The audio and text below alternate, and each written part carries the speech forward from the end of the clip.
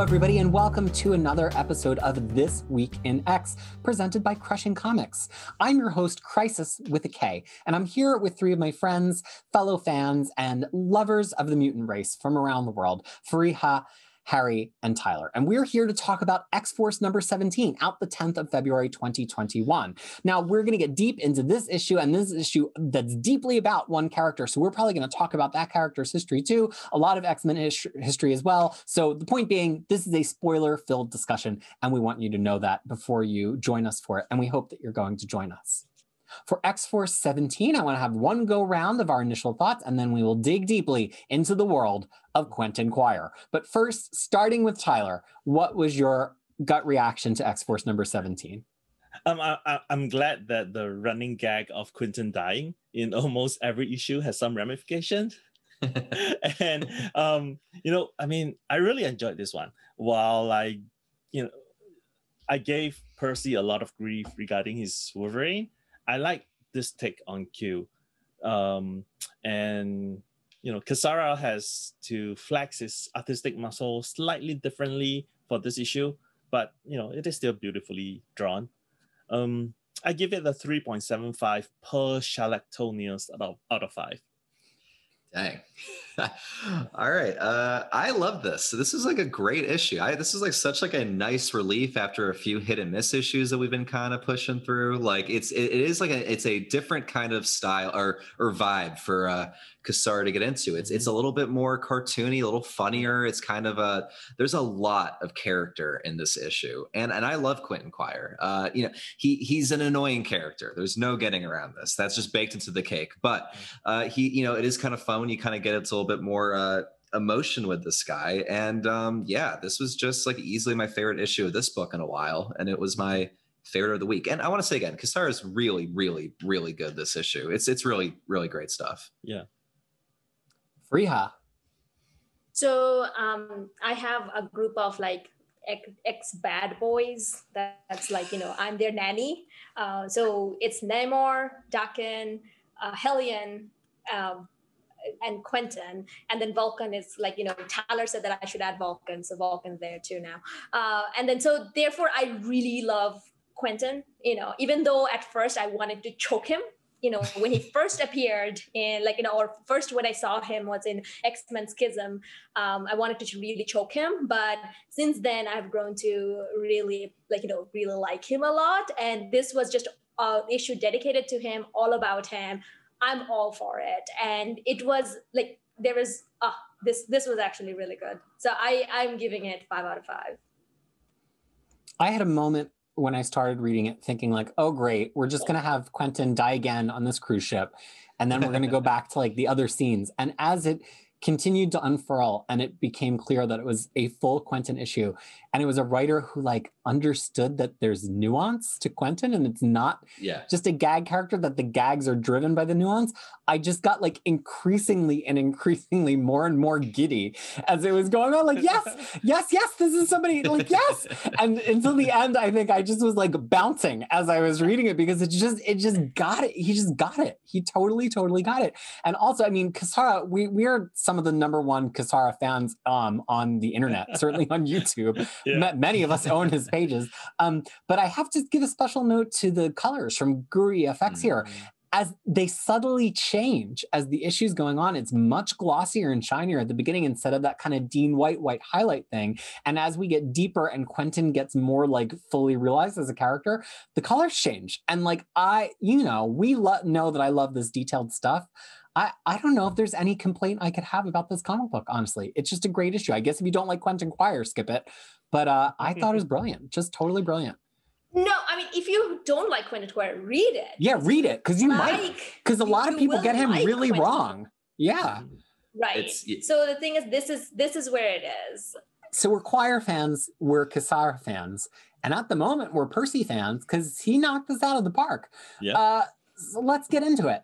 This opens on him a montage of his various deaths, some of which were very much on panel, some of which I don't think were on panel. No, absolutely not. I don't remember him going through a jet engine. Maybe because I read a lot of comic books. It's so funny.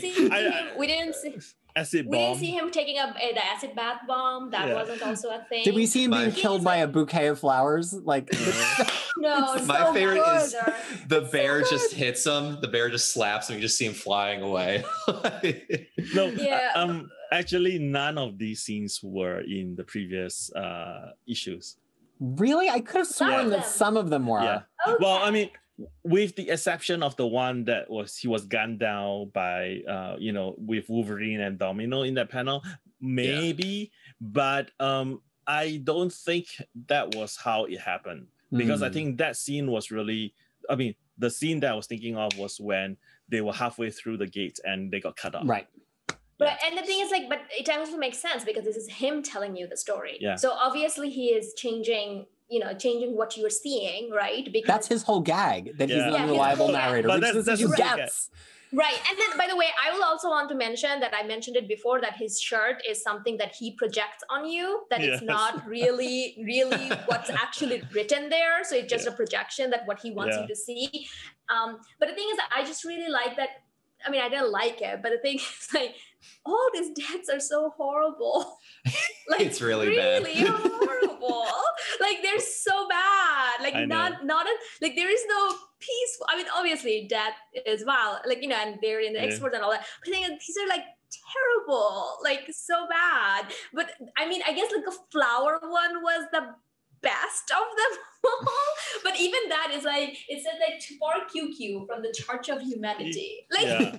why did they put Sure. that in?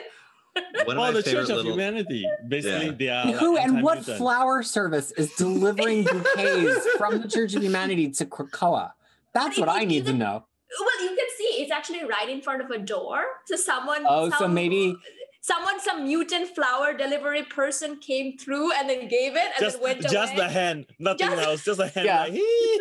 or do they have just a gate that's like the mail pickup gate? It's like kind of like all mutant mail can be directed to here. It's like a gate inside of a post The office, and you just Amazon like portal, walk yeah. through your gate and get all your stuff. And you And know, what crab.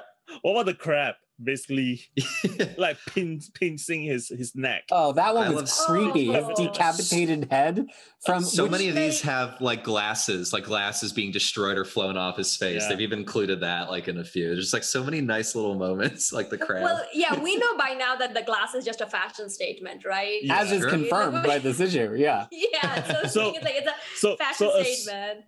assuming all these deaths on these pages are new, so he actually died a total of 18 times, including the cruise ship one. So So here, 18. to that point though, that was my another question. Did all of this actually happen, or he's just trying to get sympathy out of you? I want it to have happened. These are funny. I think the rest of the issue confirms that it happened because it's Yeah. talking about how he has these requests Yeah. for modifications every time he dies. So like, Mhm. can we completely believe his narration of everyone, or considering that he doesn't necessarily remember them because the backup doesn't go right up to the point of death, which is also a Yeah. plot point in this issue.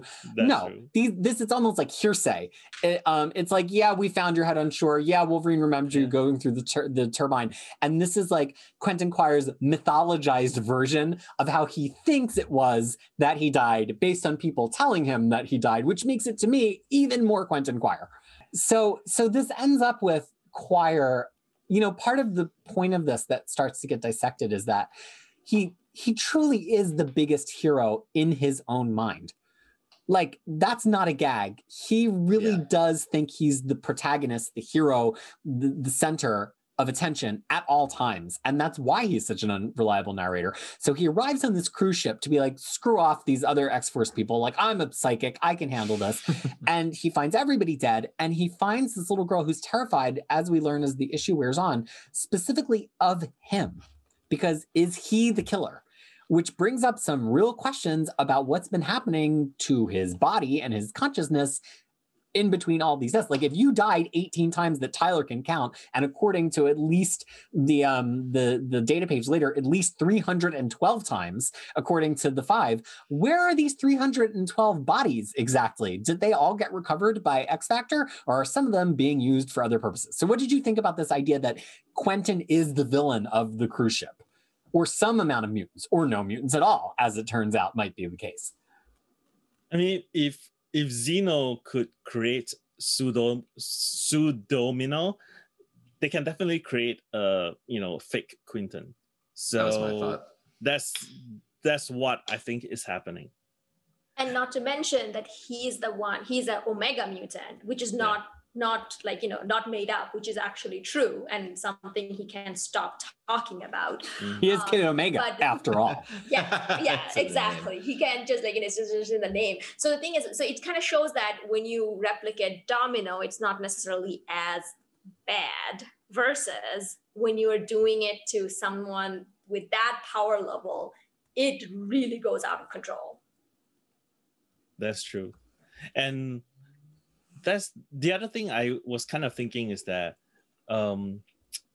is there a physical presence of this fake Quentin, or is that fake Quentin taking over Quentin's mind?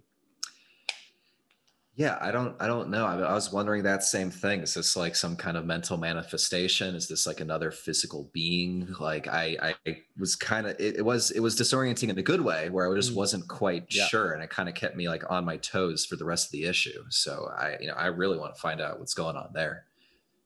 I thought that was mostly he kind of already seen himself as that, and then with the constant death and revival, that barrier is falling apart.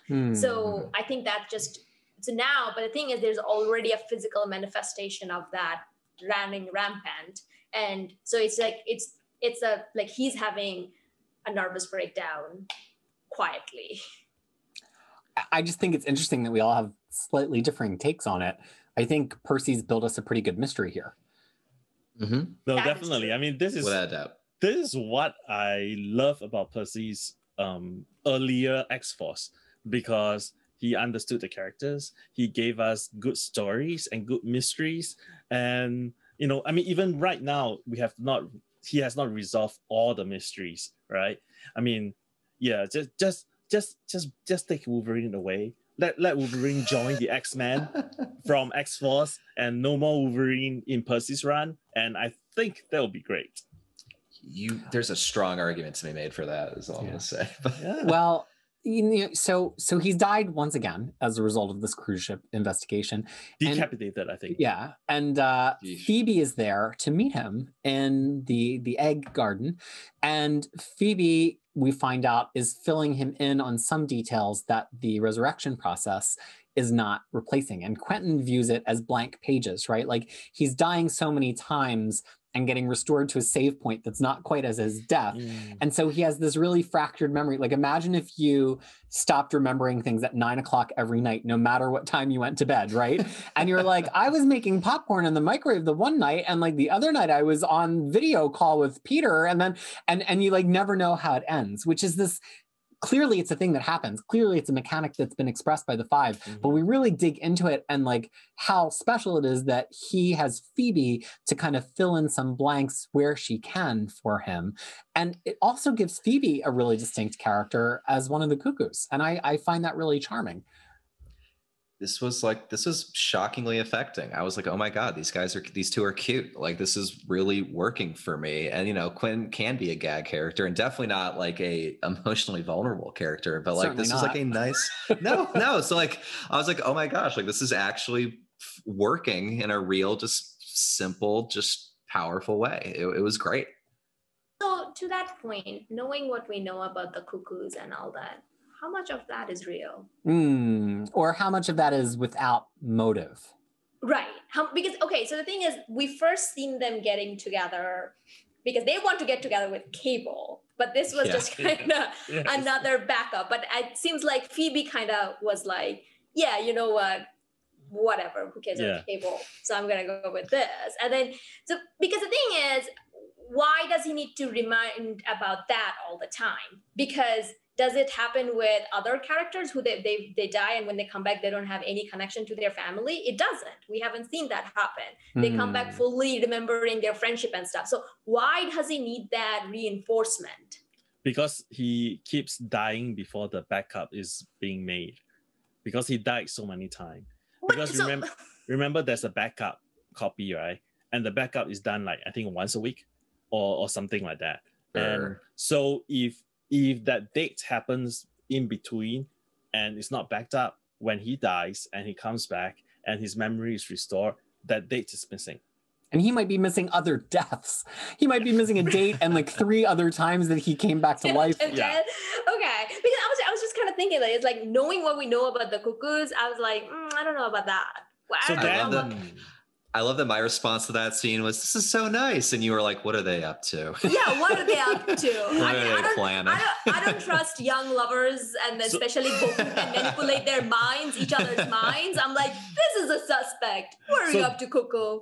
Then the question is, how much of those dates are true, are real? That's what I'm saying. Yeah. That's what I'm saying. How much of that is true? Like, it's nice. It's all true.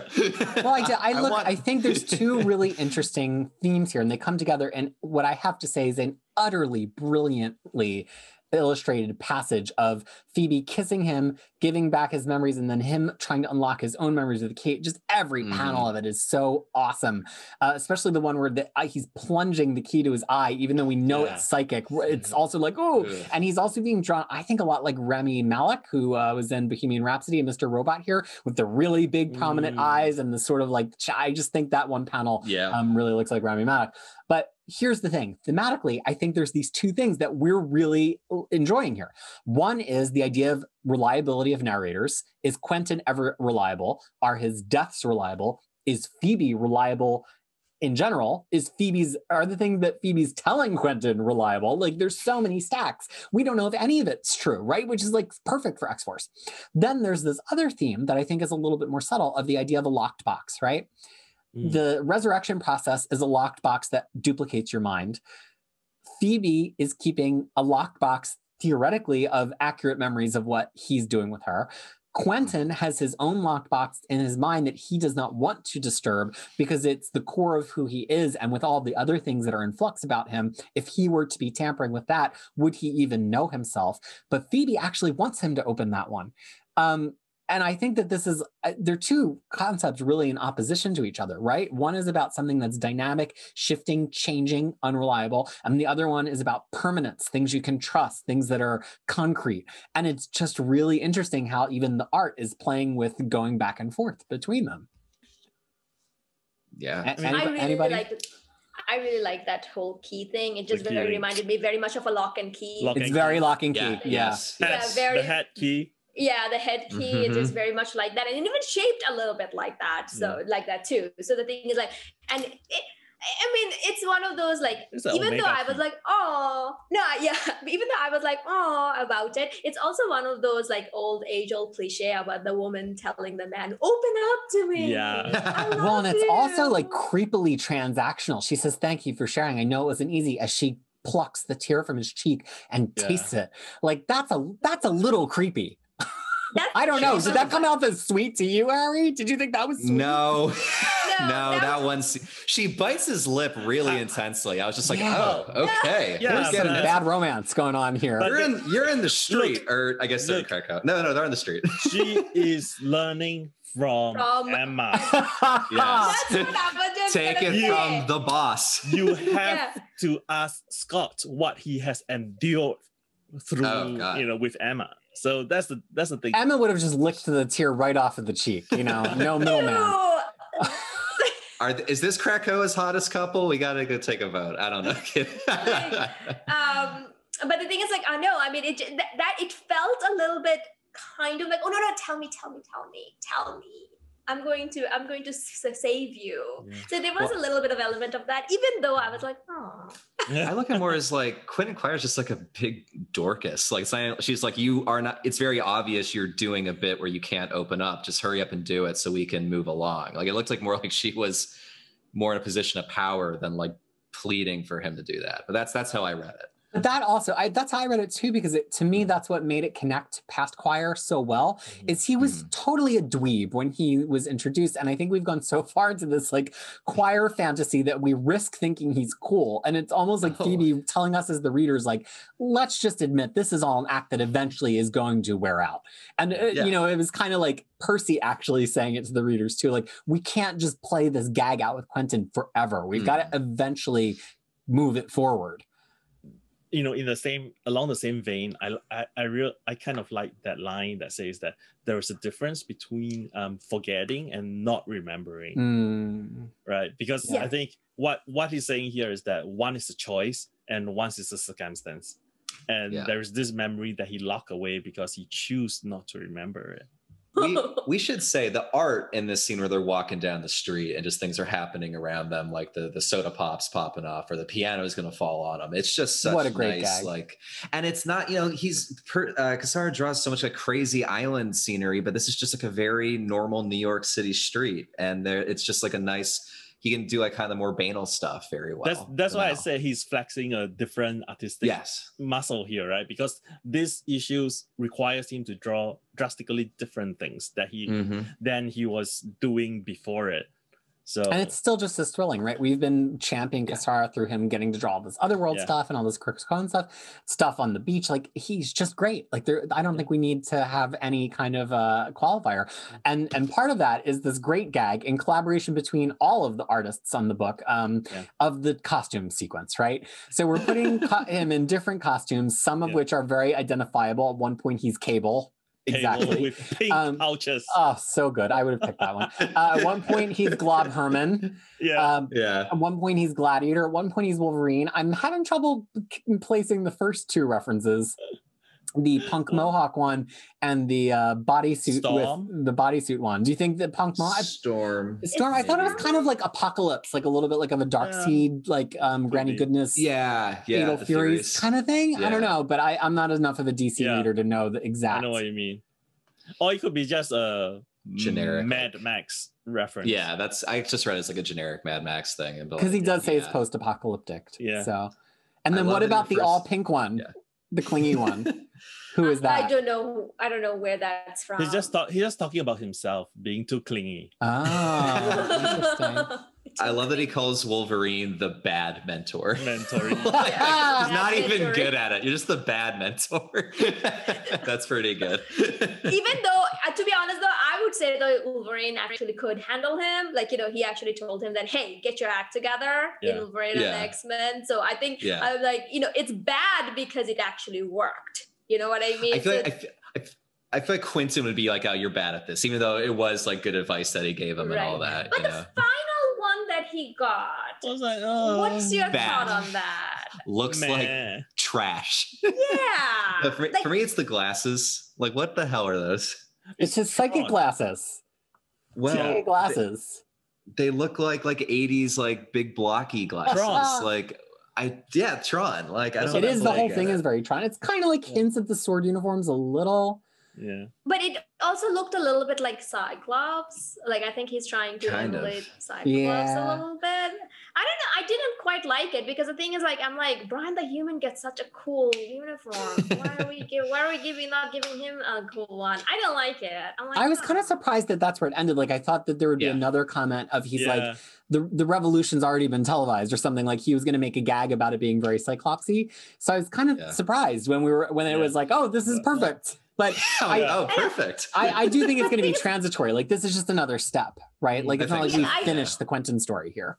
Hope so. I hope so, because the thing is, like, I really like the idea of his T-shirt, like his T-shirt having all these different words and stuff like that. I really want something along that line. So that's one reason I'm like, Oh, I know. That's fine. The fun thing with Krakoa is, he can, they do have the costume changes. So maybe we'll just see that again. I don't. Maybe the patches could still come back. Here's a question that I don't want anybody to answer on the air, but I just contemplate. On all of these uniforms, there is an Omega motif on all of them. Sometimes in the belt, sometimes in the chest. So where was it on the Glob uniform? Anyway. Readers at home. Don't answer this question in the comments. By the way, I think the clingy pink one was maybe a nod at like Zero from Mutant Liberation Front, or maybe Spot and Daredevil. Is that his name? Yeah. The guy who makes all the portals into different regions. Spot. Yeah. Or just even that very kind of 90s, since it also flashed to Cable, like what is her name? Void and Wildcats, where she's just like skin tight, cling head to toe, single color. There's no distinguishing characteristic. Yeah. So I think it kind of was also making fun of different periods of comic costumes as well. So I do want do say though, like, hats off to him for being so comfortable with the color pink. Like, you would think someone like him would be like, ew, pink, but no, that man owns pink. Like, he owns it. He's it's such his like signature color. Yeah, he's a counterculture kid, He wanted it to be rose gold for a while. Rose gold. It's a good moment. Like the iPhone. And also, I mean, this is, I know it's just a funny gag, but I love the idea that he's harassing the Five continuously to improve him. And the Five is like, this stuff takes time. We're like gene editing. We're doing CRISPR here. And like, so, and he's asking for his eyesight to be fixed, to have kind of mutant lasering done so he doesn't have to worry about body hair. He wants his side fades to be permanent. He doesn't want to shave. He wants to have his hair be permanently colored. Like, I would submit almost every one of these. I'm really doesn't want his toenails to grow. That's why it's good. He's just like, cool, I can do whatever I want. Yeah, let's just get it going. Like, I really want to see what his other requests have been, because I'm really down with all of these. So the thing is, if you're looking at the recent requests, so it's kind of descending order. So the first one he did was for certain body parts to be different. So he knows his priority. So the thing is, he started with that and then went up to his like, hair color and all of that. But the thing is, like, I remember one time you were asking me, Peter, is like, okay, when mutants have overcome all the mutant hatred and everything, what are they gonna be doing? This data page was like a peak of like what they should be doing. Like, this is what mutants should be doing. They should not be running. They should not be being hunted down. They're like going to be so pissed off that another mutant is asking them to do cosmetic work. Like, this was just perfect, that they're like, the fact that notes like, God, he's so annoying. We need to put forward a resolution. Like, that was just like, everything about that was just perfect. I'm like, yes, this is what mutants need to be. Like, they're just like, they're doing this like super complicated stuff. And then another one's like, hey, can I have rose gold hair? Well, and also that it mirrors somebody who's like addicted to plastic surgery, who's like, we see these people, these giant lips, or they start to look like cats or whatever their deal is. And I don't judge. I have no judgment. But it's like, here's somebody on X-Force who's kind of allowed to abuse the system however he wants, and here he is abusing the system. And it's kind of like, if we got rid of every possible irritant, and if we didn't have the Crucible, and if none of these other things happen that are in all of these other books, which we're not going to mention on the page here, but we know you're thinking about, then everybody would be doing this. Like, and our job is to restore all the mutants who've died over the past however many years. And here you have us spending time on tinting this kid's hair. Like, this is this is funny as it is as a page. It represents a potential danger of decadence, of frivolity for the mutant race. Like, if you want to go down this path, we're going to be so busy. And that connects back to Morrison's run. Like, Jumbo Carnation is part of this gag, this idea that if mutants become so prevalent, if there's millions and millions of them, if they're not being oppressed enough, that they turn to decadence, and it's eventually their downfall. All of that is encoded here in this page. It's a gag page, but it's very explicit in what it's implying about the mutant race. Yeah. And it's perfect because it's Quentin. You believe it. Yeah, you believe it. Yeah. If there is anyone in the any known mutant that we know of who is capable of doing this, it's him. He would be the one who would be like, hey, can I have rose gold hair? It's an aside, but God, Cassara draws an amazing Jumbo Carnation. Like, there's so much movement. Like, movement and personality, and all the hands are doing different stuff, Not just that, like, I mean, Percy gave him a really good voice. It's like the way he goes straight face with like Quentin is like, you're immature, outcast still, tacky, and decidedly human, less distinguished, more. The way he phrased it, like, I can imagine like JC saying that, with a flair. So that was like perfect to me. Well, folks, that is our discussion on X-Force number 17, and we are incredibly enamored with this issue. Turns out all we needed as a solution to our toxic masculinity was a whole issue of Quentin Quire deconstructing his psyche. So we're very excited for more X-Force. And the great thing about this is, as pleased as I was to read this by myself, it was hilarious to get to talk about it with the four of you. And why is that, Fariha? Because X-Men is better when it's read together. That's right. So I'm so happy I got to read this issue with Fariha, Harry, and Tyler. On the behalf of all four of us, we hope that you enjoyed reading it that much with us. And we hope that you'll be well until we see you again next time. Bye. Bye. Bye.